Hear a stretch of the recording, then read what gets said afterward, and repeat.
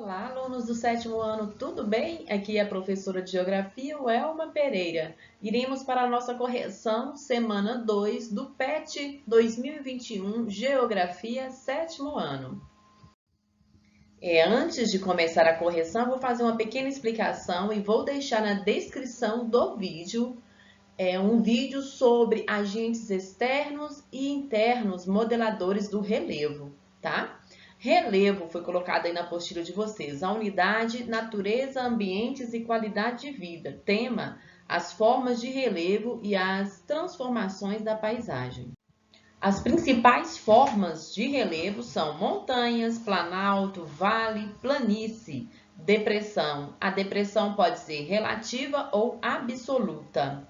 A montanha é a parte mais elevada de um relevo da superfície terrestre. Ela é formada por placas tectônicas. Ocorreu há milhões de anos atrás. Por exemplo, aqui no Brasil nós não temos cadeias de montanhas. Um exemplo de montanha é a Cordilheira dos Andes. Aí sim, na América do Sul, nós temos a montanha Cordilheira dos Andes. Planalto é uma parte também alta, elevada do relevo, porém a parte de cima é plana, né? De superfície plana. Predomina no território brasileiro planaltos. Temos depressão, depressão relativa, superfície rebaixada em relação às áreas vizinhas, possui inclinações, altitude acima do nível do mar. E a depressão absoluta ela está abaixo do nível do mar, né? Também é uma superfície rebaixada e possui inclinações. Formada aí por agentes endógenos, ou seja, a força da água, principalmente do mar e dos rios.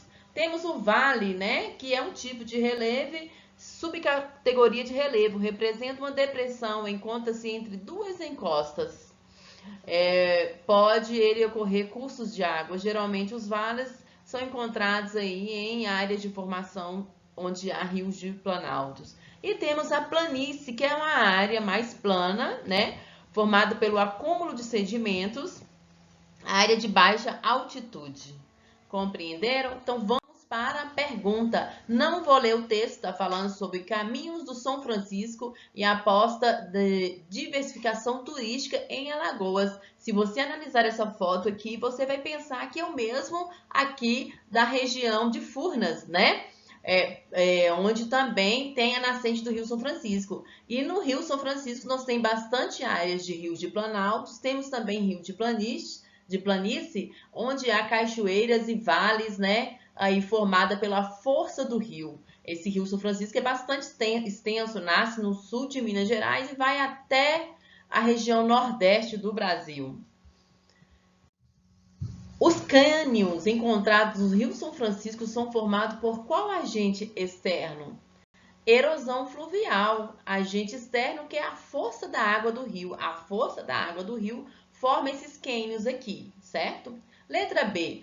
Os relevos podem influenciar a maneira que os cursos de água cortam a superfície terrestre, formando rios denominados rios de planícies e rios de planalto. Dessa forma, apresente as características dos rios de planícies e rios de planalto. Coloquei essas duas fotinhas, não tem no pad de vocês. Aqui é um exemplo do rio de planalto, encachoeirado. Aqui é um exemplo do rio de planície, é um rio plano, né? Então, rios de planalto estão localizados em relevo de maior altitude, são encachoeirados, apresentam declive e grandes quedas d'água. É por isso que ele tem potencial para geração de energia elétrica. Um exemplo de rio de planalto, o Rio São Francisco.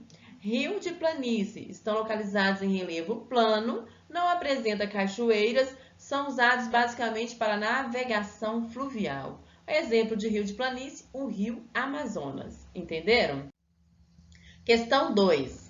Observe o mapa referente aos tipos de relevo encontrados em Minas Gerais. Ótimo mapinha aqui de Minas, o relevo, a legenda, Belo Horizonte, os picos, né, que estão aqui de vermelho e a legenda com as cores verde, chapadas, verde mais claro, depressões, massa d'água, o tom alaranjado são planaltos, né, planícies e serras. Então, ao analisar esse mapa, nós podemos perceber que há uma predominância de terras altas, planaltos, chapadas no território de Minas Gerais, né? Predomina aí a extensão do Planalto Atlântico. Então, de acordo com o mapa, quais são os tipos de relevos predominantes no estado de Minas Gerais? Predomina terras altas, planaltos, chapadas, depressões e serras. Certinho, pessoal?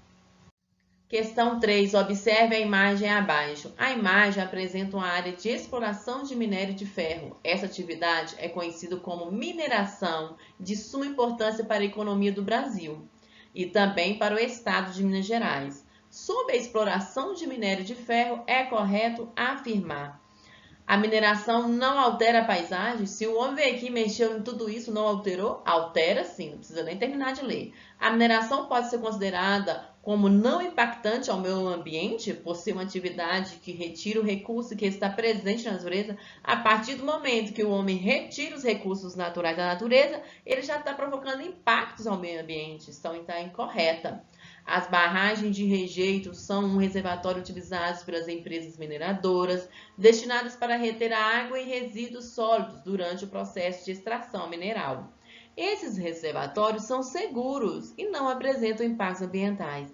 Errado, né? Nós sabemos aí que, além de impactos ambientais, provocou aí impacto social, é o caso lá de Brumadinho, né? Então, não são seguros. E letra D, a extração mineral transforma a paisagem, causa diversos impactos sobre o meio ambiente, além da perda da biodiversidade local, pode ocasionar poluição dos recursos hídricos, poluição do ar, poluição sonora e também desastres socioambientais.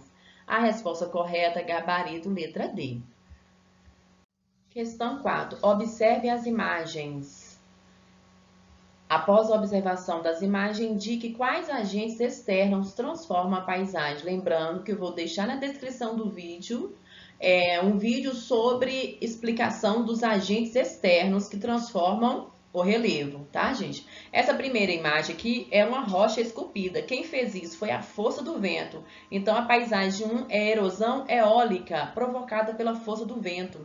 As dunas de areia também são formadas pela erosão eólica. A imagem 2, um rio aqui, né, formando esse vale aqui. A paisagem aqui é erosão fluvial, é a força da água dos rios que provocam essa modelagem no relevo aqui. Na imagem 2, nós temos um relevo chamado relevo de falésia, próximo aos mares, né? Isso aqui é a força da erosão marinha. A força da água do mar provocam as ondas que vão jogando aqui nesse relevo, provoca esse tipo de relevo aqui, esse tipo de erosão. Então, paisagem 2, erosão marinha formada pela força da água do mar. Entenderam? Espero ter ajudado vocês na correção dessa atividade. Um grande abraço da professora de Geografia, Elma Pereira. Fique com Deus.